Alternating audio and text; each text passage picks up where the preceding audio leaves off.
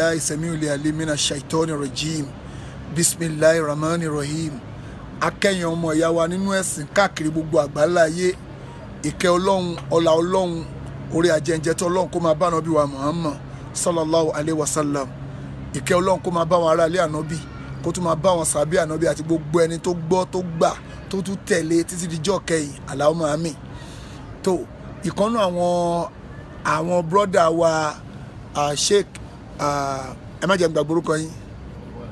Sheikh Fawaz Akib Muhammadu Rọ́jí, àwọn ni a fẹ́ ṣe interview pẹ̀lú wọn ní alẹ́ yìí, tí ẹ pé wọ́n jẹ́ kan nínú àwọn akẹ́kọ̀ọ́ Jamia Islamiyya ní ìlú Mọ̀dínà ń bí, àbí tó jẹ́ pé wọ́n dẹ̀ tún ṣiṣẹ́ ní mọ́ṣáláṣí ànábì Muhammad yìí, ibẹ̀ náà wà, ibi sàárẹ̀ ànábì nìyẹn ń bẹ̀ yẹn, ibẹ̀ nìyẹn. Tó àwa fẹ́ béèrè àwọn béèrè kan lọ́wọ́ wọn lórí gbogbo àwọn nǹkan tó ṣẹlẹ̀ ní tó yẹ pé nípa báwọn èèyàn ṣe ń bọ sàárè, àti pé kí ló dé tó fi gbé sàárè ànábì Muhammad sínú sàárè ibi báyìí, inú mọ́ṣáláṣí bíbá yìí, mọ́ṣáláṣí ànábì Muhammad ibẹ̀ ni àwọn wà tó ti ń ṣiṣẹ́, tí yẹ pé ibẹ̀ gangan náà ti ń ṣiṣẹ́ ń bẹ̀, wọ́n ń ṣiṣẹ́ mi báyìí. Tẹ́yìn náà bá wo báyà wọn, ẹ rí pé ẹ rí kíní ID card wọn pé lára àwọn òṣìṣẹ́ bíbá yìí náà ni wọ́n, tí yẹ pé wọ́n ṣiṣẹ́ ń bí. Tó wọ́n wá ní pé àwọn ẹni kan yọjú sí wa pé kán bá wa sọ̀rọ̀ pé ìgbà tí yẹ pé elédè wa ni wọ́n, àwọn náà lè ṣàlàyé fún wa dáadáa lórí èdè títí wa bọ́dẹ̀ ṣe wà yìí. Wọ́n tó ń rídì àkídà náà ni nípa ọ̀rọ̀ Islam, nípa bí àkídà ṣe máa dúró déédéé, pé kí wọ́n má ṣe bọ́ sí Ọlọ́run nǹkan orí ibi tó ń wà gangan náà nìyẹn. Kọ́lọ́ bá má ṣe ṣe rọrùn. Sheikh wa ẹ bá wa sálámù sáwọn ará ilé. Assalamu alaikum wa rahmatullahi. Tó ẹ bá wa sálámù sáwọn ará ilé Sheikh. Assalamu alaikum wa rahmatullahi wa barakatuh. Alhamdulillahi ala ihsani wa shukru lahu ala tawfiqihi wa imtinanihi. وأشهد أن لا إله إلا الله وحده لا شريك له تعظيما لشانه، وأشهد أن محمدا عبده ورسوله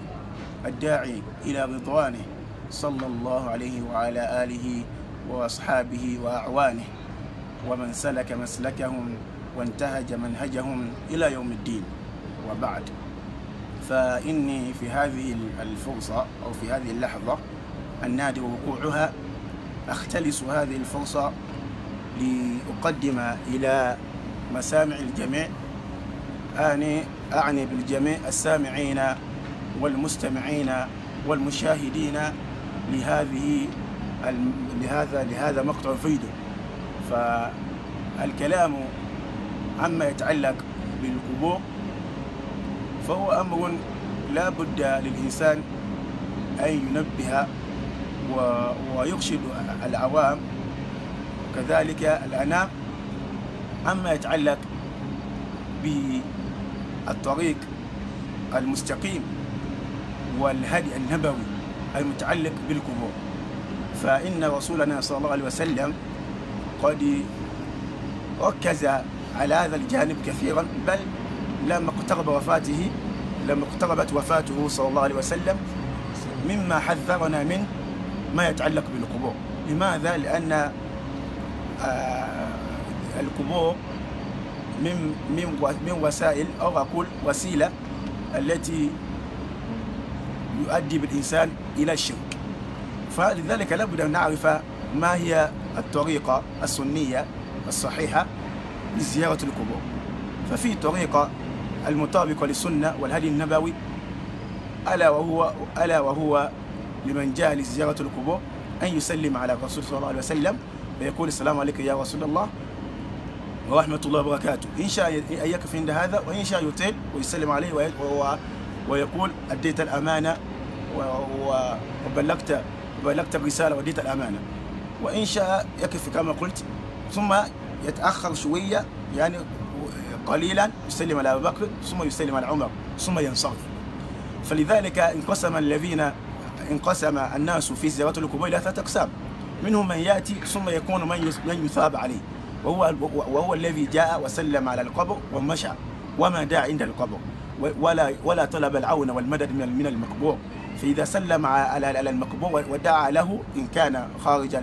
إن كان الزيارة غير قبر الرسول، أما المشروع في قبر الرسول أنك تسلم عليه كما ورد في الحديث. أما القبور والمقبرة غير هذه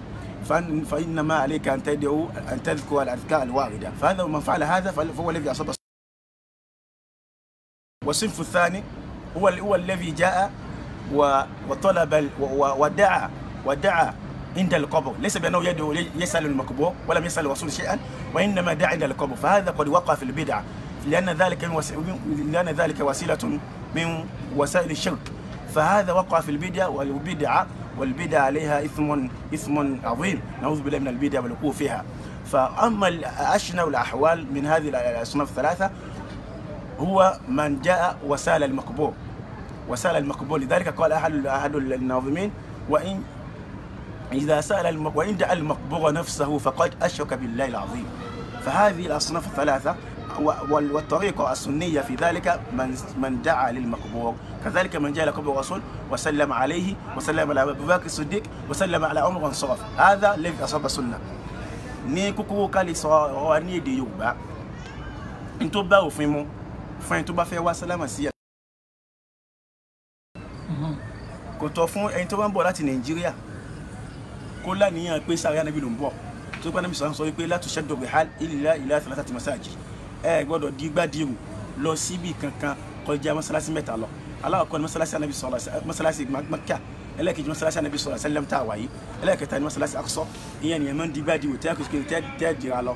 tẹ́ kọ ẹ̀wù tẹ́ kólé kó gbogbo ẹ̀ tẹ́ máa lọ síbẹ̀. Ṣùgbọ́n ẹ wá gbọ́dọ̀ láníyàn láti pé láti Nàìjíríà tẹ́ ti ń bọ̀ yẹn pẹ́ ń bọ̀ àsìbì sàrẹ́ Ànábì sallallahu alaihi wasallam, ìyẹn náà ìyapa sófin Ọlọ́run ni. Ṣùgbọ́n tó ti dáa jù ní pé fẹ́ tí bá ń bọ̀ láti Nàìjíríà kó láníyàn kó ń bọ̀ àwọn sí mọ́sálásí Ànábì sallallahu alaihi wasallam. Tẹ́ bá ti wá dé mọ́sálásí Ànábì sallallahu alaihi wasallam,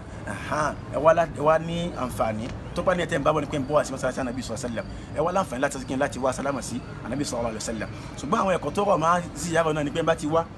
tó bá ti yẹn náfìlà tó ti kírun kó wá sí ráúdọ̀ tó ká ní sọ pé máa bayna bayti wa minbari rawdatun min riyadil janna, láàrin tí ń bẹ láàrin ilé mi àti mímbàrí mi tí mo ti máa ń ṣe wáàsí, tí mo ti máa ń kọ́ àwọn ẹlẹ́kọ̀ọ́ ẹ̀sìn, tí mo ti máa ń pè àwọn èèyàn sákèèsí, tí mo ti pè wọ́n sójú ọ̀nà tọ́lọ́run Ọba. Ààyè kan bẹ́ẹ̀ tó yẹ kó rọ́dọ̀ àbàtà kan nínú àbàtà àlùjánnà, irú yẹn afẹ́kẹ́ bá ti dé ẹ bá wá ṣe ìyàrá kó wọ ọbẹ̀ kó sì yẹn náfìlà kó ṣàdúrà bẹ̀ kó sì tó burú bẹ̀. Ṣùgbọ́n kọ́bùrù Ànábì sallam ní tí ó bófin mu fẹ́ tó yẹ kẹ́ni tó bá ṣe òun náà ní sùkínì yóò gbẹ̀sán, òun náà ní pé kẹ̀kẹ́ sálámà sí Ànábì sallam, kẹ̀kẹ́ sálámà sí Abu Bakr Siddiq, kẹ̀kẹ́ sálámà sí Umar, kẹ̀sì máa lọ. Ẹ bá dó ti ń bẹ̀rẹ̀ sí tọrọ nǹkan lọ́wọ́ Ànábì sallam, ẹ bá ti lè béèrè nǹkan lọ tó ló béèrè ìrànlọ́wọ́ ni, àbò ní kó fún ní nǹkan kan ni, àbò ní kó jẹ́ kó ní òun máa tà, àbò ní kó jẹ́ kó padà lọ́dún tí ń bọ̀, àbò ní kó ṣe nǹkan kan fún irú ẹni bẹ́ẹ̀ ti mọ ẹbọ pọ̀ lọ́wọ́ subhanahu wa ta'ala. Ọlọ́run ẹ gbọ́dọ̀ máa béèrè. Ànábì sọ fún Mu'adh pé ya Mu'adh idha sa'alta fas'alillah, tó bá fẹ́ béèrè nǹkan lọ́wọ́ aláyè rẹ̀ ya Mu'adh má béèrè nǹkan lọ́wọ́ ẹnìkan kàfi kíni o àfi Allah subhanahu wa ta'ala. Wa idha ista'anta, tó bá fẹ́ bá ràn lọ́wọ́ fasta'in billah, Ọlọ́run bá ní kó bá ràn lọ́wọ́ sọ́dí sí ọ̀dọ̀ rẹ̀, Ọlọ́run bá ní kó bá ràn lọ́wọ́ mọ́ sọ́dọ̀ ẹnìkan kan, ló fi jẹ́ pé èèyàn ni wá sí sàrẹ́ Ànábì sallam kó máa bá ràn lọ́wọ́ lọ́dọ̀ Ànábì. Irú yẹn ó ti mẹ́bọ, ó sì ti yapa sófin Ànábì sallallahu alaihi wasallam, ló fi jẹ́ pé ìyẹn ògbófin mu. Ẹlẹ́ẹ̀kejì wá ní pé nítorí ọmọ sàrẹ́ Ànábì sallam sí inú ilé ni inú mọ́sálásí sàrẹ́ Ànábì wà ní àbí inú ilé.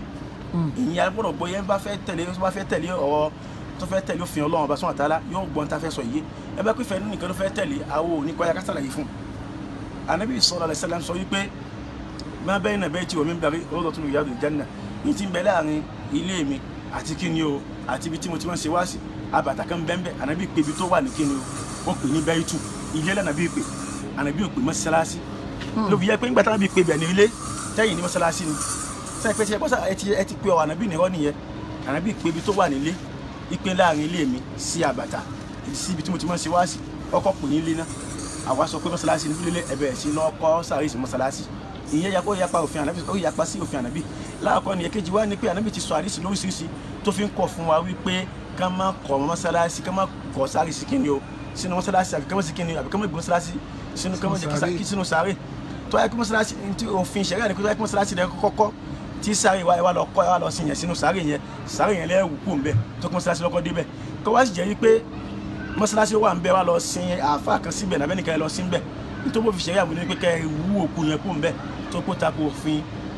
òfin ṣẹ̀ríà. Ibẹ̀ náà sí náà ni àkàsọ̀ tí yóò fi padà lọ délẹ̀ bọ̀, gẹ́gẹ́ bá ti sí àwọn tí ń lọ bí nǹkan lọ́wọ́ àwọn sáré, tí ń lọ bí nǹkan lọ́wọ́ ẹ̀ tẹ́ ẹ̀sìn fẹ́rẹ̀ lẹ́sìn tẹ́ gbénu sáré ẹ̀ tún wá padà sóde tẹ́ ń lọ bí nǹkan lọ́wọ́ rẹ̀, ó tako òfin Ọlọ́run bá subhanahu wa ta'ala. Aláàkọ́ nìyẹn. Ètò tí wọ́n jọmọ́ sáré nàbí tá ń dákọ́ náà ni wípé sàárè yẹn àyẹ̀mí tó sọ pé ó ti lé lòun wà nígbà táwọn sàlám kú àwọn sàhábà wọ́n bẹ̀rẹ̀ sí sọ pé bọ́lá sin ànábì sallallahu alaihi wasallam wọn kẹ́ni ẹja lọ sí Baitul Maqdis ní Jerusalem wọn kẹ́ni ẹja lọ sí Mecca wọn kẹ́ni ẹja sí Baki náà nílò ọ̀kan yẹn wọn kẹ́ sọ bá ṣùgbọ́n Abubakar Siddiq olópadà wá sọ fún wọn wípé òun ti gbọ́ lẹ́nu ànábì sọ wípé tánàbì sọ wípé inna Allaha la yaqbalu ruha nabiyyi illa haythu yudfan aw kama qala ànábì sọ Abubakar sọ pé òun gbọ́ lẹ́nu ànábì tánàbì sọ wípé Ọlọ́run bò ní gba ẹ̀mí kíni o ẹ̀mí ànábì rẹ̀ àyàfi ibi tó akẹ́kọ̀ọ́ sí kí n tọ́wẹ́ kó sí sí Ọlọ́run sì kádà kó jẹ́ pé ibi tẹ́ná sí ibi tí ànábì wa kó sí alayhi salam òun náà ni yàrá wa Aisha gẹ́gẹ́ bá rí ṣe gbé wa ilé fi jẹ́ pé yàrá lánàbí wa yàrá náà sì kí n náà sànàbí sí ìyẹn sì ní nínú àwọn nǹkan tẹ́pẹ́ ànábì nìkan ló ní ní aláàpẹ́ bá ti wá lọ sin ẹ bá sin òkú ẹ̀ sínú yàrá ọ̀nbánàbí kẹgbẹ́ tó pàdánù nìkan ló ní ìyẹn nípa pé ká sin síbi tó sì kí n tánàbí tó kú sí mùsùlùmí pátápátá àgbọ̀dọ̀ sí òkú sílé á lọ sin wá síbi mọ́gbàrọ̀ ní tó gbófin mu nìyẹn. ẹlẹ́kejì ni wípé ìgbà táwọn Abubakar ti wá sọ báyẹn wípé ànábì tó wípé ànábì Ọlọ́run bá ibi tán bá kú sí náà máa ń sin wá sí iná fi wá sin ànábì sallallahu alaihi wasallam sínú yàrá ìyàwó Aisha àwọn kì í sì yàrá Aisha nìkan ló wà yàwọn yàrá wa yàwọn mahati wa tó jẹ́ àwọn ẹ̀yà wa wọ́n pọ̀ gan ṣùgbọ́n gbòdì pé wọ́n fẹ́ táwọn mùsùlùmí ń pọ̀ títí di ìsìn kẹ́ńbẹ́ wá sí wọ́n bá wà mọ́sálásí nìsín yóò rí pé wọ́n ti ń fẹ́ hárọ̀mù sí wọ́n sàn fẹ́ sínú tó bá àwọn èèyàn pọ̀ táwọn èèyàn ń wá wọ́n sàn fẹ́ sí náà nípa pé àwọn mùsùlùmí àwọn èèyàn pọ̀ tí wọ́n náà Islam adúgbò fún Ọlọ́run subhanahu wa ta'ala ìyẹn eléyìí ló wá fà tó fi jẹ́ pé wọ́n fi wá fẹ́ gbogbo ẹ̀ àwọn abalabita wa bí gan ní ìsìn báyìí òun gan ní ìsìn bí i 20 years 30 years ló ẹ̀sẹ̀ dì báyìí tó pé lé ní bẹ́ńbẹ́ tẹ́lẹ̀ ilé ló fi jẹ́ pé àwọn kọ́bílà ìjẹta bí jẹrin làwọn aláàjì kan sọ fún mi pé àwọn máa ń wọlé ọkọ̀ tó bí máa ń wọlé lọ sí lọ bẹ sàárè wò ni níta ìjà ń wọlé nìsín nígbà kan mọ́ ní lóòótọ́ ní anábìsọ sọ wípé káwọn òbí mọ́ lọ́mọ bẹ sàárè wò tó anábìsọ wípé láàánú lọ zọ̀gbọ̀ àrọ́ tó lè gbogbo àwọn obìnrin ẹgbẹ́ Ọlọ́run bá kọ́ lọ́mọ bá àwọn obìnrin tí bá ń lọ bẹ sàárè wò àwọn afáàní kí ìtumọ̀ méjì lónìí nínú kó jẹ́ wípé anábìsọ kí ni ó wà yóò khubiruna bi anna la'natallahi ala zawwaratil qubur ní kó jẹ́ pé ànábì sọ fún wa wípé ó ń sẹ́ fún wa níhò nípa pé Ọlọ́run bá ti sẹ́bi lé àwọn kíni o àwọn obìnrin tí ń lọ bẹ̀ sàárè wò tó pé kí náà ní tó kó padà máa di ẹlẹ́bọ náà ni tàbí kó jẹ́ pé ànábì gangan fún rẹ̀ ní síkíni o ní sẹ́bi lé lórí ibi kí ibi Ọlọ́run bá kọ́ wọn bá wọn ẹ̀dá kan ló dánú méjèèjì kò sí ètò ìdámẹ́lọ́ lápá náà yẹ kí ibi Ọlọ́run bó bẹ́ wa o ló fi jẹ́ pé sàárè ìsìn nǹkan tí a máa lọ máa sìn kẹ́ báwọn yẹn ṣe ń sìn ní ìsìn ní máa ń gbìyànjú kó nù Islam ká ló padà síbi ọ̀rọ̀ ànábì sàárè ànábì tá à ń sọ lọ ìlú wa fatan fi sin anabi sallam sínú yàrá inú yàrá ni anabi sallam ló wà tẹ́tẹ̀lẹ́ wà nígbà tó ti wá sí Saudi tó ti wá sí ajiri wọ́n mọ̀ wípé mọ́sálásí ò tí ì ṣe kí ni o kò tí ì fẹ̀ débẹ̀ tó pé sàárè wà ń ta ilé ìyàwó Aisha ìta ló wà mọ́sálásí kí ni o ó wà lọ́nà jíjì. ibi tán lẹ̀ ń sọ náà rí o ibẹ̀ rí o ibi sàárè ànábì náà nìyẹn o ojú ọ̀nà tó máa gbà wọlé táwọn èèyàn ń gbà jáde yẹn ibi sàárè ànábì náà nìyẹn ló léwu la máa gbé fídíò ẹ̀ tó kù sí ìwé ìyọ̀ǹda Ọlọ́run ṣùgbọ́n nígbà tí táwọn Ọlọ́run ní káwọn èèyàn máa yẹ̀dẹ̀ kúrò náà fi dín nílẹ̀ àfọwájà gbà táwọn èèyàn wọnú ẹ̀sìn táwọn èèyàn pọ̀ ló fà tó fi jẹ́ pé mọ́sálásí ò gbà wá mọ́ ló fi jẹ́ kó fọwájú kí wọ́n fi wá fẹ́ ló fi jẹ́ kó gba àwọn ilé tó jẹ́ àwọn ìyá wa tó ti lọ yẹ àwọn ìyá wa kọ́nà bá kẹ́ ogun wọn tó jẹ́ àwọn ìyá wa náà fi sọ sẹ́lẹ̀ wọ́n fi wá sí wọ́n fi wá kílẹ̀ gbogbo ẹ̀ ló fi wá fẹ́ pé kí ni o yàrá ilé yẹn fi wá wà ní kíni o ó fi wá wà nínú ibi tí wọ́n fẹ́ ẹlẹ́kejì tá a tún wá sọ fún wa ní wípé ẹ̀yin tẹ́ ń sọ wípé tá à ń sọ pé ẹ̀yin ànábì wọ́n sin ànábì sínú sàárè wọ́n fi sínú mọ́sálásí ẹ̀kejì náà ni pé tá a tún béèrè wípé ká ní pé inú mọ́sálásí ni wọ́n sin ànábì sọ sálám sí a jẹ́ wípé yóò bìrẹ̀ èèyàn léèrè wípé ṣé inú ẹnìkan wà àbúgbà ló wà nú ẹ̀sìn wa kí ọkùnrin ó máa súnmọ́ ìyàwó ẹ̀ nínú kíni onínú mọ́sálásí kò bá náà ká ìmọ̀ ẹ̀ṣẹ̀ tó lágbára ni ṣé ìṣẹ̀rí àtọ́ ní káwọn obìnrin tó máa ń ṣe nǹkan lọ tán ṣe nǹkan sùn lọ́kàn mọ́ wọnú mọ́sálásí sún ní àwọn sọ fún mi pé kẹ́lẹ́ sí kí ni o kẹ́ lọ́ máa sún ìyàwó nínú mọ́sálásí a sì mọ̀ pé ìyá wa lẹ́fù mọ̀ pé inú ilé níbẹ̀ yẹ kì í ṣe mọ́sálásí a sì mọ̀ pé ànábì sọ̀tẹ́lẹ̀m àti ìyá wa Aisha ṣé ẹ̀rí akọ́jọ́ mọ́ wẹ̀ papọ̀ lẹ́fù mọ̀ pé ìtẹ́fún níjọ́ wẹ̀ papọ̀ yẹn lẹ́tù fún amọ̀ wípé wọ́n ti jọ ríra wọn rí yàní ìyàwó ànábì sọ̀tẹ́lẹ̀m àti ìyá wa Aisha wọn sábà náà sẹ́ni mìíràn wọ́n ti jọ ríra wọn rí ṣé ni wọ́n sáájá tí wọ́n ríra wọn ní àbínúlé tẹ́ a fi sọ wípé inú mọ́sálásí náà sànàbí sí a jẹ́ wípé gbogbo lè ta dákọ̀ náà inú mọ́sálásí náà tẹ́ bá yẹ pé ẹ gbà pé inú mọ́sálásí náà mi ti súnmọ́ ìyàwó rẹ̀ tẹ́ sì gbà pé inú mọ́sálásí náà ti jọ ń wẹ̀ náà tẹ́ sì gbà wípé gbogbo nǹkan táwọn ìsìn pẹ̀lú ìyàwó ẹ̀ gan nígbà tó fi yẹ pé tí ìyàwó náà wà ń bẹ̀ ìyàwó Aisha náà wà nulẹ̀ tẹ́ gbà bẹ́ẹ̀ ti mọ̀ pé inú ilé ni kí ni o Ànábì sallam wà ló fi jẹ́ pé kí n wá mú yìí dání ká sì mọ̀ pé àdìsí ti wà lóríṣiríṣi táwọn sọ fún wa pé kẹ́ ẹ má sí kí ni o ẹ má sìnkú sínú mọ́sálásí ẹ má sì sínú ilé ẹ lọ sí kí ni o sí mọ́kàbárọ̀ ni ẹ̀kọ́ ẹlẹ́ẹ̀kejì nìyẹn ẹ̀kọ́ ẹlẹ́ẹ̀kẹta ní tó máa ń sọ ó náà nípa kúbà ẹ lè jẹ́ kán rí kíní òkè yẹn green yẹn. kíní tó wà lórí kíní green yìí. wọ́n tún máa ń mú yẹn náà lọ Nàìjíríà tí wọ́n máa fi kọ́ tí wọ́n máa bí àwọn sàárì àmọ́ apá wọn tí wọ́n máa sí kíní tí wọ́n máa. tí àwọn náà jẹ́ pé táwọn bá kú. àwọn náà kọ́ ilé ńlá sí orí sàárì rẹ̀ gbogbo ilé pátápátá kò sí kíni kò bófin mu àwọn ìdábò wo ló ṣe wá wà ń bẹ àwọn fàájì kò máa yá wípé ní ayé Ànábì sallam sáà bí ikú tán táwọn bá kí bọ́ sórí ipò kò sí ń bẹ ayé Umar kò sí ń bẹ Usman kò sí ń bẹ Ali kò sí ń bẹ 100 years alákọ̀ọ́kọ́ táwọn sí kọ́ọ̀nù awwal kò sí ń bẹ kọ́ọ̀nù thani kò sí ń bẹ kọ́ọ̀nù tán pè kọ́ọ̀nù century 100 years century alákọ̀ọ́kọ́ yẹn. kíní tó ń ṣàlàyé fún wa rèé o kíní green tó wà lórí ibi sàárè yẹn náà sọ o kíní green òun náà sọ̀rọ̀ pa ẹ̀ o ok. century alákọ̀ọ́kọ́ yẹn tá a bọ̀ sí kọ́ọ̀nù awwal kò sí sáré yìí kò sí kíní òkè yẹn bẹ́ẹ̀ century ẹlẹ́ẹ̀kejì 100 years ẹlẹ́ẹ̀kejì kò sí bẹ́ẹ̀ láyé àwọn tàbíìn àwọn ilé àwọn tàbíìn kò sí bẹ́ẹ̀ yẹn pé 300 years ẹlẹ́ẹ̀kẹta 400 years kò sí bẹ́ẹ̀ 500 years kò sí bẹ́ẹ̀ 600 years kò sí bẹ́ẹ̀ 700 years kò sí bẹ́ẹ̀ ó wá di kọ́ọ̀nù thamin 800 years lẹ́gbàá táwọn sábà jẹ́ bọ́dí ti lọ tán táwọn kan wá bọ́ sórí ipò nílùú yìí tán bọ́ sórí pé ipò ìjọba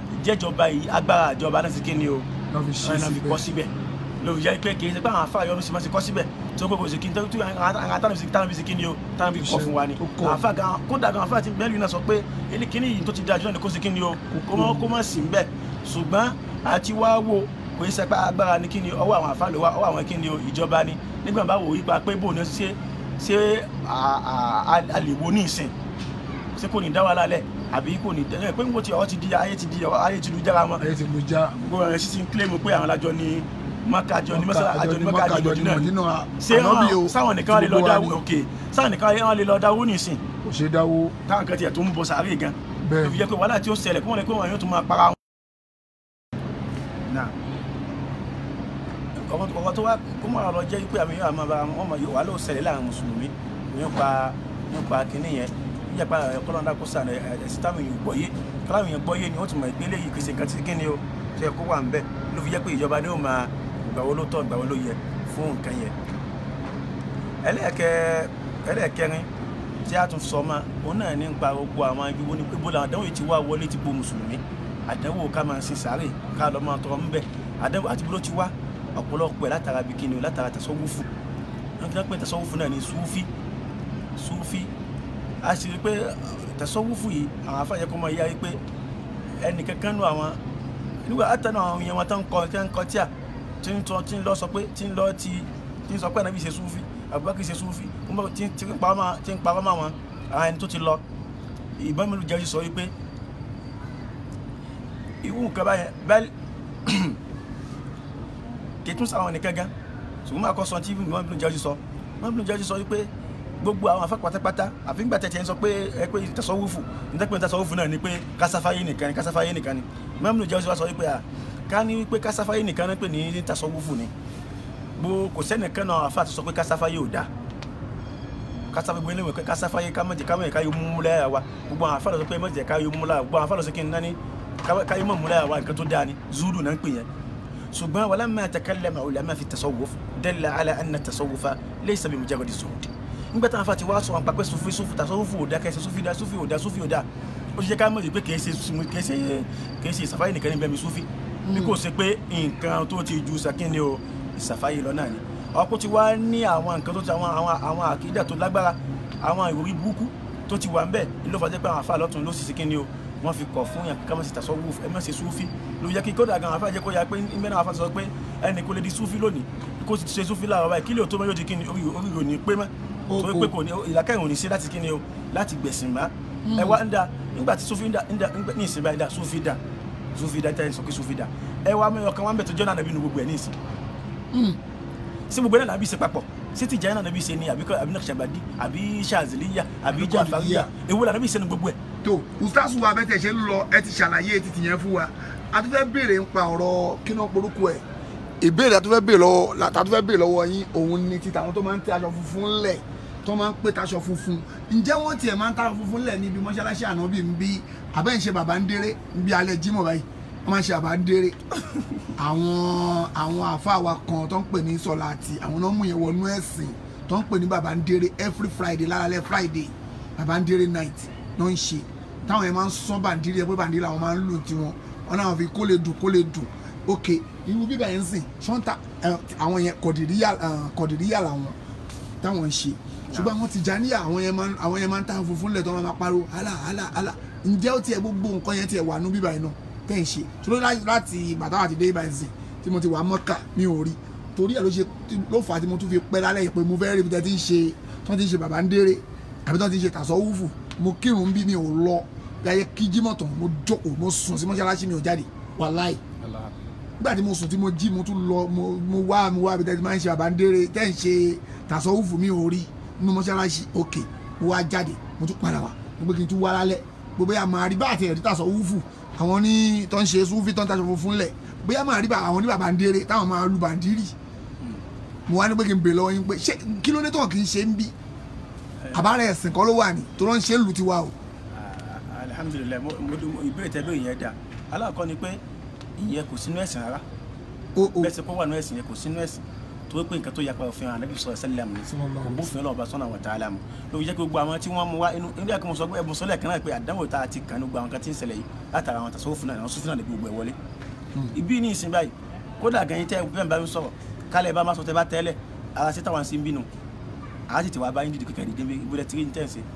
tó kò bófin ìtẹ́fún ní káwá bí tiwa nìyẹn pé gbogbo àwọn tó bá ti máa bẹ̀rẹ̀ tó yapa sí òfin Ànábì sallam tó sì lọ nífẹ̀ẹ́ Ànábì sallam làwọn àfi ní Imam Shafi sọ pé innal muhibba liman yuhibbu muti'u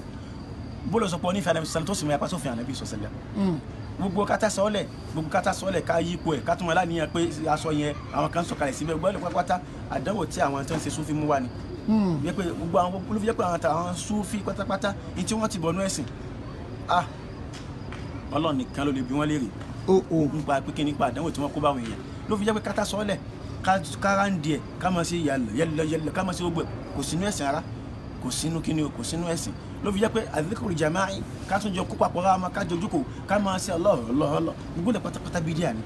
kúlù bídíà ti ń dọ̀lẹ́ àdá gbogbo àná pátápátá àná ni ọkùnrin dọ́là rẹ̀ ti fi náà gbogbo àná sí pátápátá sí inú náà ni lóòótọ́ náà gbogbo àná tá a dákọ̀ yẹn kí ẹ ṣe pé gbogbo àná ti mẹ́bẹ̀ẹ́ pé inú ó ti di kèfèrí àfẹn tó bá ṣe tí ó gbé kúrò kíni o tí ó gbé kúrò Islam ṣùgbọ́n àánú bídà tán bídà kan yẹ inna kulla muhdathatin bid'ah gbogbo àdáda ìtẹ́ bá dá nínú ẹ̀sìn pátápátá bídà ni òkúrò bídà ti ń dọ́là àlà. fídíìn gbogbo ẹ̀sìn nínú ẹ̀sìn tẹ́ ti bọ́nú ẹ̀sìn ló fi jẹ́ pé bídà ṣe pé nǹkan tí ò sínú nǹkan tí ò ní kankan sí pẹ̀lú ẹ̀sìn bóyá ní ìsìn bí ká jẹun àbí ká jẹun tí ò ní kankan sí ìyẹn kọ́ ni bídà ṣùgbọ́n ìtẹ́ bá ti lè lọ́mẹ́sìn ẹ ti bọ́nú ẹ̀sìn nìyẹn. téèyàn bá ẹni sùúrù ustaz wa téèyàn bá ń wa mọ́tò bí mo ṣe ń béèrè lọ́wọ́ yín ustaz tí èèyàn bá wa mọ́tò torí pé kí lórúkọ ẹ̀ mẹ́mórì kìíní wá fúlù ni tí èèyàn bá ń wa mọ́tò lápèjúwe kéèyàn máa wa mọ́tò bóyá èèyàn ra mọ́tò èèyàn wọ pléènì àbá ń lo mobile phone àbáwọn telecommunication tá à ń lò sí àwọn means of communication tá à ń lò sí ṣó wà nú ẹ̀sìn ṣé ìyẹn náà wà nú àwọn bídíà táwọn mọ̀ọ́mọ̀ sọ ni àbí kò sí ń bẹ̀. eléyìí ìbéèrè tẹ ìbéèrè yẹn dá torí pé àsìkò tá a wà yìí ọ̀pọ̀lọpọ̀ nǹkan ti dàrú máwọn èèyàn lójú tí wọ́n sì yàtọ̀ láàrin bídíà àti kíni o àti tó tí èsè bídíà ní tó bá jọmọ́rọ̀ lé ayé gbogbo àwọn nǹkan tó ń ṣẹlẹ̀ lé ayé ọ̀rọ̀ lè pátápátá kì í ṣe bídíà ìsìta ń dà kọ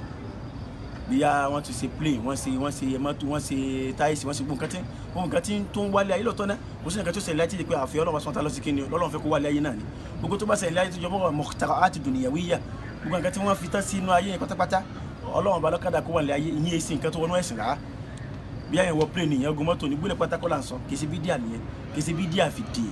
ó lè jẹ́ mí náà ni mo bùtà áàtì dùn ìyàwó ìyá ó lè jẹ́ pé nǹkan tí wọ́n kò sí nílẹ̀ tẹ́lẹ̀ tó pé tán pé bídíà ni pé ntí ó yẹ pé ní sàlámì sálẹ̀ fàbẹ̀k ntí ò sì kò sí nílẹ̀ wọ́n ẹsẹ̀ dé tó wá jẹ́ àjọmọ́ ayé báyẹn tó jọmọ́ kan lé ayé tí èsì pé inú ẹ̀sìn ni ìyẹn sínú bídíà tí kì í ṣe pé ọ̀rọ̀ tánàbìtà kọ yẹn ipe wọnú ẹ̀ kì í ṣe bí kò ṣe wípé ayé nìyẹn Ọlọ́run káyọ̀ máa ó tún máa lòdì sí ni káyọ̀ máa lòdì nínú ìyẹn báyìí nìsín yóò tún mọ̀ pé ọ̀rọ̀ àtọ́lọ́ mọ̀ pé ó ti kí ni o tó tọ́lọ́ bá sọ́nà tààlà kúrò yé mo fi ṣá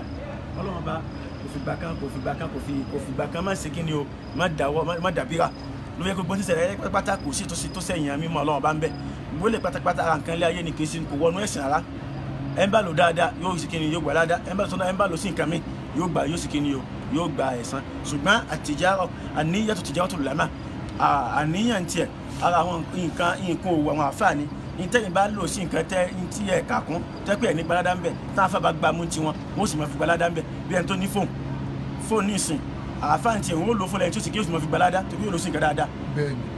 ẹni tí ó kọ́lé òun ó lò yóò sì kí yóò sì máa fi gbalada bí àwọn ẹni kí wọ́n á kẹ́kọ̀ọ́ ń bẹ̀ ṣùgbọ́n gbólé ìtajà tá à ń dakọ̀ yìí náà ni pé gbólé ìpàdé kò wọnú ẹ̀sìn bí kálukú bá ṣe wá lù inú òsì kí ni o ní òfin gbẹ̀sán sí ṣùgbọ́n àwọn bídíà tá à ń dakọ̀ inú ẹ̀sìn ni ètò wa ti jẹ́ wọnú bídíà yìí tẹ́ bá ti lè mú inú ẹ̀sìn kódà gan mọ́ bàbá náà sọ wípé ẹ má lọ bóyá bídíà kéke kọ́ lọ wá mú nǹkan mọ́ kọ́ sí bídíà kéke àti bídíà kéke òun náà ní padà di bídíà ńlá mọ́ ọ lọ tó yẹ pé ńgbà tí àwọn tí wọ́n jókòó mọ́sálásí tí Ibn Mas'ud ráwọn kan mọ́sálásí tẹ́ ń bẹ̀rẹ̀ sí láyé Ibn Mas'ud wọ́n jókòó mọ́sálásí wọ́n kó jọ wọ́n bẹ̀rẹ̀ sí ń ya sẹ́bì ẹnìkan olórí inú wọn sọ pé sẹ́bì mìíà ẹ mọ̀ sí subhanallah mìíà 100 ẹ ṣe la ilaha illallah 100 ẹ ṣe Allahu akbar 100 ní sàn sọ fún ẹ báwọn Ibn Mas'ud wá padà wá bá pé ó ní nínú kó jẹ́ pé ẹ̀yin lẹ sọnù àbáwọn sábà ló sọnù tó ń tẹ̀sí yìí kò sínú ẹ̀sìn nínú kó jẹ́ pé àwọn sábà ló sọnù tí wọ́n ṣe àbẹ́ kí ló dé tó sọ bẹ́ẹ̀ àti ti wọnú ẹ̀sìn kò sì sínú ẹ̀sìn tẹ́lẹ̀ ní wọ́n sọ fún yín pé nínú kó jẹ́ pé ẹ̀yin lẹ sọnù ní àbíkí nígbó jẹ́ pé ẹ̀yin lẹ ti lọ́ọ̀sì o àbíkó jẹ́ pé àwọn sábẹ́ lórí wọn ò pé náà mọ́ tó ń ṣe ẹ̀yin báyìí lọ́pọ̀ àwọn sábà sọnù ní ṣe mùsùlùmí àwọn ò lè sọ bẹ́ẹ̀ fún ilé ìsìn gbàtà tí wọ́n pẹ́ pé àwọn sábà yẹn mọ́nà àjẹ́ pé kí ni o ẹ̀yin lẹ sọnù nìyẹn kí aláfẹ́ fún bẹ́ẹ̀ ni pé àwọn ọjọ́ kìíní àná tí wọ́n wá ń ṣe bídíà kí táwọn kàṣí kéke tí wọ́n kó àwọn ọjọ́ tó ń ṣe AX100 máa ṣe tẹ́lẹ̀mọ́sí àná tí wọ́n ṣe Nàìjíríà yẹn iná pè ní kò jà máa ìkókó fi mu bíyà 100 ọ̀nà 100 ẹ ṣe 200 ẹ ṣe subhanallah ọ̀nà ṣe subhanallah tí Ibn Mas'ud ń jọ́ kìíní àná yẹn ẹ tó gbà ní sí wa ní pé àwa padà rí wọn yóò mọ̀ nahrawan yuta'inuna yawm nahrawan àwọn ẹni táwọn mọ́sálásí ń jọ́ kìíní àná àwọn padà wà ń tafà mọ́ wa nígbà tí yáà lè bá àwọn khawarij jagun bídíà wọn kọ̀dà gbé ẹdẹ wípé wọ́n ń ta fàmà àwọn kéènì o àwọn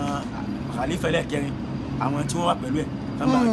jagun láti di bídíà kéke wá ti di bídíà khawarij ló fi jẹ́ pé bídíà yìí fọ́ kékeré mu ló fi jẹ́ pé gbogbo àwọn tí wọ́n gbogbo bídíà tẹ́ wọ́n ń sẹ́nu ẹ̀sìn yẹn ìlànà bí pé ń dọ̀là ala àánú ni gbogbo bídíà tó bá kò bá jẹ́ kó kékeré báyìí ni àánú ni gbogbo àdùpẹ́ pátá sí ni iná ni túmọ̀ ẹ̀ ní pé wàhídì nìyẹn tó yẹ pé wọ́n ti wà nínú kí ni o ọlọ́ba ti sàdéhùn pé ìyá ìmúṣàjìyà náà ni. ok ustazu wa ẹ ti ṣàlàyé fún wa pé gbogbo ọ̀rọ̀ àti alásọdé yẹn àti gbogbo kò sínú ẹ̀ ok àwọn sùfin náà mú wọlé. ok mo fẹ́ bèrè nǹkan ustazu wa a máa ń ṣe nípa ọ̀rọ̀ sọ̀látùlẹ̀ torí pé a máa ń gbọ́ pé gbogbo wa la mọ̀ pé àná ìmọ̀ọ́mọ̀ fún wa ní àsàlátù títí ẹ̀ tó kọ́ wa ní sọ̀látù Ibrahimiyya òun dẹ̀ la máa ń ṣe lórí àtàyà ok a máa ń ṣe òun dẹ̀ a fẹ́ ṣe àsàlátù fún ànábì òní gbogbo wa ń ṣe sọ̀látùl Fátì bó ṣe gbogbo wa la mọ̀ bó ṣe dé anyway bóyá ó dẹ̀ lè jẹ́ pé bóyá ànábì náà mọ̀ ń pa ẹ̀ ẹ máa ṣàlàyé fún wa àkọ́kọ́ ẹlẹ́ẹ̀kejì ni pé sọ̀látùl Fátì yẹn tí wọ́n bá ṣe kí ni ládàá ẹ̀ níwájú Ọlọ́run sításù ẹjọ́ ẹ ṣàlàyé fún wa. Ọlọ́run sẹ́yìn lẹ́sàn pẹ̀lú ìbéèrè tẹ̀bíìrì sẹ́yìn sọ̀látùl Fátì tí ó ti di ntàmì yẹn ń sọ káàkiri ó ṣe níláàánú wípé gbogbo àwọn tá à ń sọ náà wọ́n sì mọ̀ sọ pé àwọn nífẹ̀ẹ́ Ànábì sallallahu alaihi wasallam. àwọn tí sọ pé àwọn nífẹ̀ẹ́ Ànábì tẹ́sí nǹkan sọ̀látùl Fátì wọn nífẹ̀ẹ́ Ànábì o sallallahu alaihi wasallam tó pé bóòlù sọ fẹ́ sọ pé nífẹ̀ẹ́ Ànábì sallallahu alaihi wasallam tánàbí sọ fún wa pé ńgbà tán bí léèrè pé ìrẹ́ Ànábì àti mọ bá ṣe máa ń ṣe sàlámù fún ọ dákun kọ́ bá ṣe máa ṣe sọ̀látù fún ọ àbí wàá sọ fún ẹ pé ó wà ká sọ̀látù Ibrahimiyya fún wa ọwọ́ lọ nífẹ̀ẹ́ Ànábì sọ̀látù Ibrahimiyya tán bí ní kọ́ máa ṣe òfin ilẹ̀ sọ̀látùl Fátì tó yẹ pé Ahmad Tijani ló mú wá ó sì lòun lálàá ni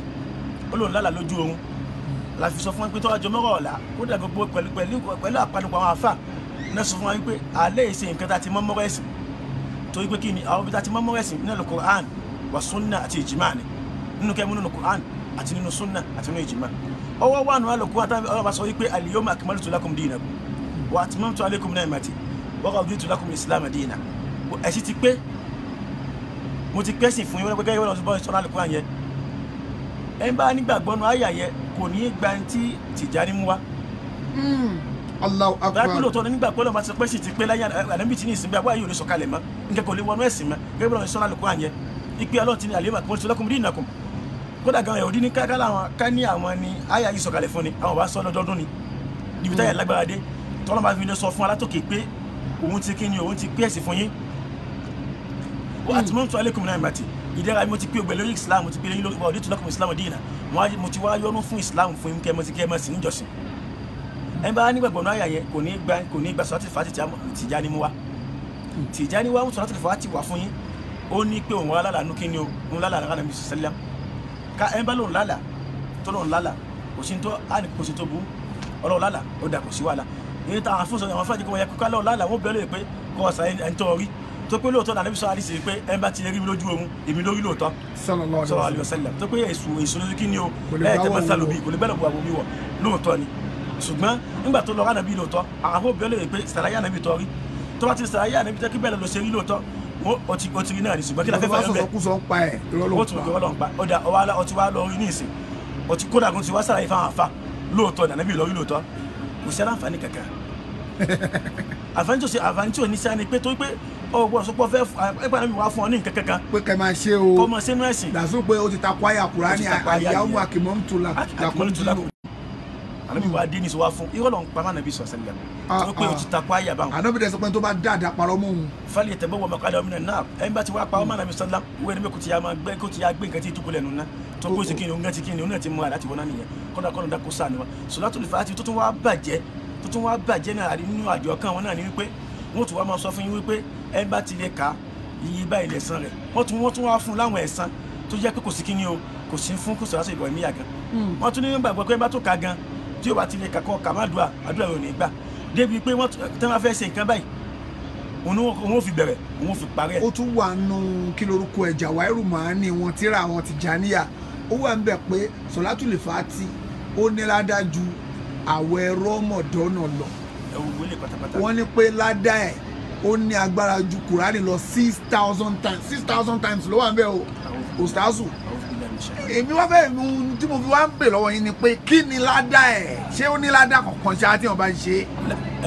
kódà gan bá ń ka kẹsẹ̀ ní òun àgbà. kì í ṣe pé ó ní ládàá ọ̀ ládàá kọ́ bẹ́ẹ̀ ọba tó ń kà tọ́lọ́ fi ṣèjọ́sí fọ́lọ́ tọ́lọ́ fi ṣèjọ́sí fọ́lọ́ ẹsẹ̀ ni tó kúkú lóbi àti ntọ́lẹ̀ àlà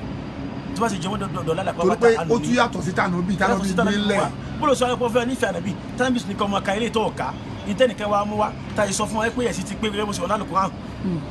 tó bá ní nǹkan kankan tó fi mọ̀ pé ẹ̀sìn ti pé kọjá àyà yẹn ó ti tó a láti fi mọ̀ pé tẹ́lẹ̀ mú wa irọ́ ni. ẹ̀rọ nìyẹn gan ó ti tó láti fi mọ̀ pé ó ní irọ́. tó ustazu wa torí pé torí àsìkò àti látòrí bọ́n ṣe fún yín láàyè pé kẹ́ wá dá wa lóhùn ká má wá misuse opportunity torí pé nígbà tá tí mo wá bá wọn tí mo wá bá yín bẹ̀ yẹn pẹ̀lú àwọn àfa àgbà mọ́ṣáláṣí ń bì tá à ń bè lọ́wọ́ pé a máa fẹ́ ṣe báyìí interview yín o lórí sàárè tó ń bọ̀ o gbogbo ẹ̀ o lọ́wọ́ ní òkè elédè wa rè pé ká yọjú sí wa pé kí àfa wa yìí mo tún gbàgbọ́ orúkọ yẹn má dùn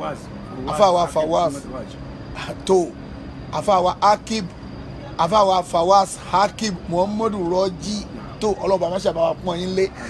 ká má wa misuse àyè yẹn ustazu wa ẹ jẹ́ torí pé gbogbo àwọn ará ilé gbọ́ tábà tiẹ̀ pè é lẹ́ẹ̀kọ̀ọ̀kan pé ká máa ṣe program pẹ̀lú wa ṣe máa fàyè lẹ̀ fún wa lẹ́ẹ̀kọ̀ọ̀kan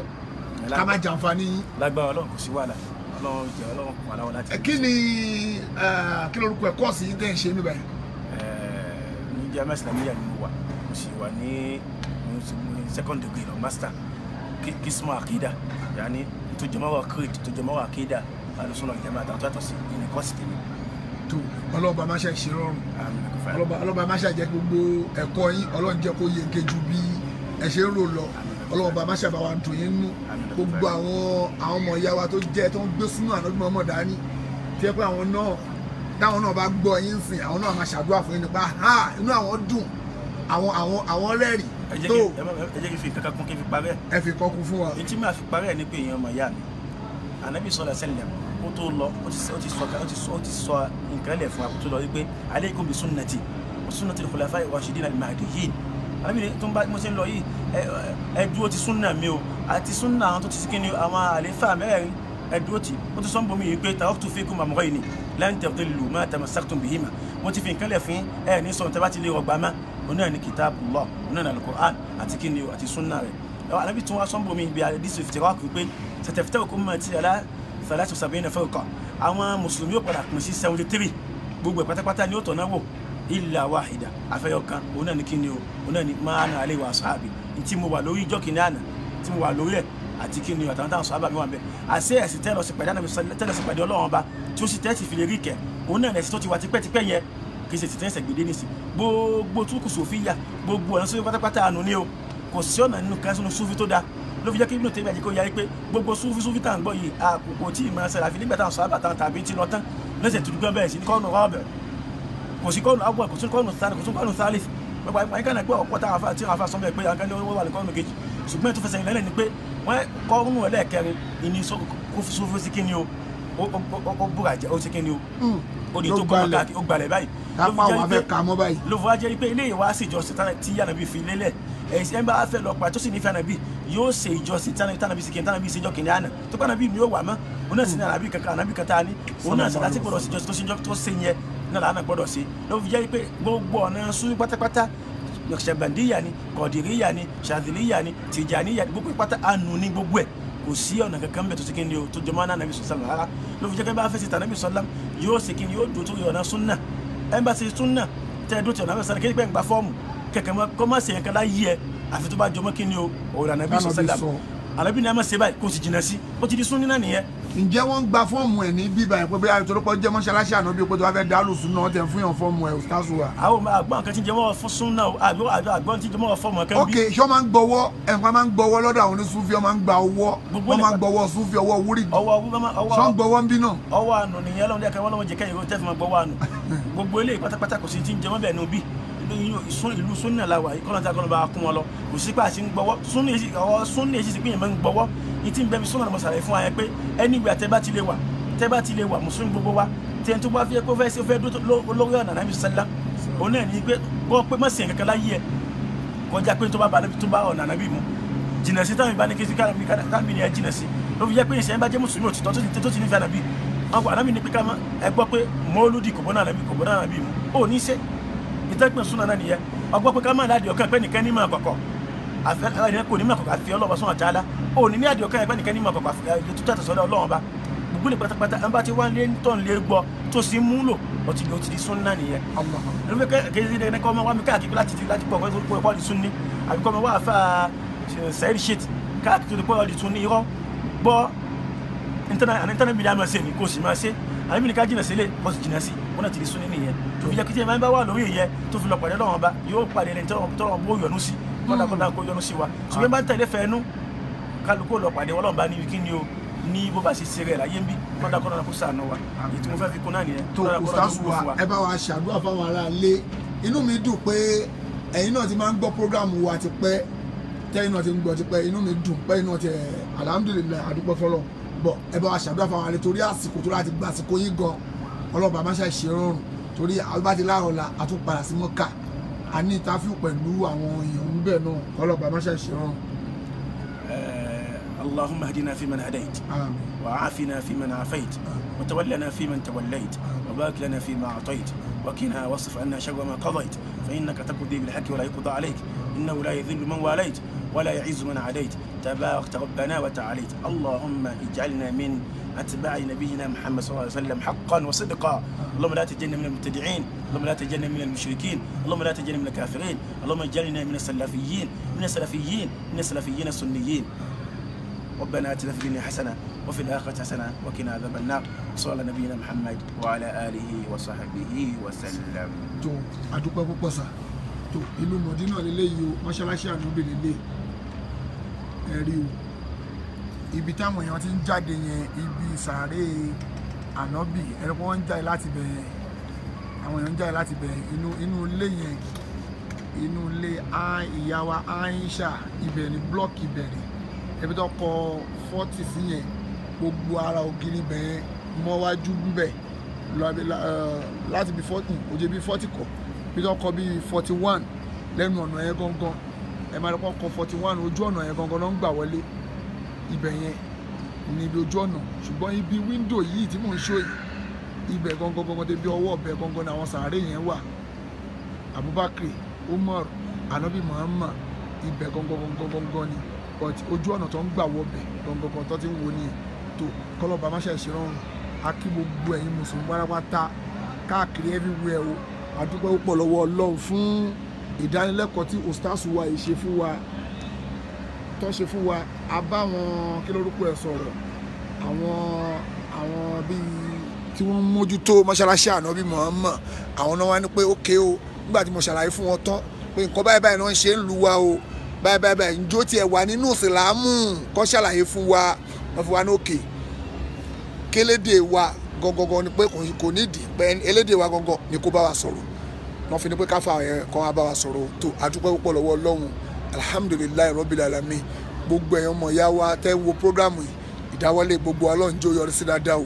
Ọlọ́run bá jọ má jà pòfo má jà rúfo má jà kọ́rọ̀ gbogbo agúnlẹ̀ sébùté òfo Ọlọ́run wa wọlá àti tó bí ẹ̀ wọlá àánú ẹ̀ Ọlọ́run jọ o má jà káwa náà ṣiṣẹ́ o gbogbo ohun tí a máa fi yapa Ọlọ́run tá a máa fi yapa ànábì Ọlọ́run má jọ ṣẹlẹ̀ sí wa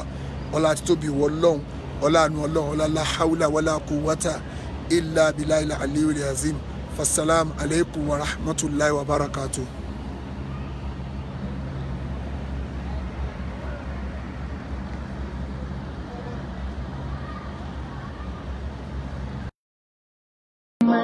Ajimoru mo gbọ́ pé olùtọ́sẹ̀ mẹ́ta nílùú Saudi lọ́rọ̀ fọ́ṣọ kọjá yìí. nígbà tí mi ò gbẹ́ni dání owó làbúrò lọ́sùn sọ́hùn àti pé lè ṣe Ajimosuru ni mo tẹ̀lé lọ sí ìrìnàjò hajj mi. ọ̀sẹ̀ mẹ́ta fún ṣe hajj ṣíṣe ẹ̀yìn pé sá. ó pe otun lé torí pé ọjọ́ márùn-ún péré ní ṣe hajj èyí tó kù ziyara la fi ṣe. gbogbo tí Kùránì àti àdìsí àdébùwà Muhammad sallallahu alayhi wa sallam mẹ́nu bà lágbìyànjú. torí hajj pẹ̀lú sunna ló jẹ́ Amir Kọ̀bọ́rọ̀dín Àjàlá lógún. ibùgbé tó dára ìtọ́jú tó péye wá sí àtìgbàdégbà látẹnu àwọn afáà tó dáńtọ́. wò ó kò sáyé àǹkà tí kè fọlọ́ngbò nílé ṣe Ajimosuru ṣe hajj pẹ̀lú sunna ni. nígbà wo ni fọ́ọ̀mù gbígbà máa bẹ̀rẹ̀. fọ́ọ̀mù wọn ti wà ń tà kẹ̀tíkẹ̀tí làwọn èèyàn ń gbà 14 November sí 27 November ní umrah oṣù Rabiul Awwal tá ó gbéra umrah oṣù Ramadan ní 21st May sí June 4 2019 ọjọ́ kìíní oṣù kẹjọ sí ọjọ́ kejìdínlógún oṣù kẹjọ ọdún 2019 ìrìnàjò àjò ọ̀tẹ̀ yìí máa wáyé 24 Tokunbo Street Lagos Island làwọn èèyàn ti ń gba fọ́ọ̀mù fún àlàyé ẹ pé 08023364653 tàbí 09095604931. Ajimosuru ẹni tó mọ̀nà ló yẹ ká tẹ̀lé.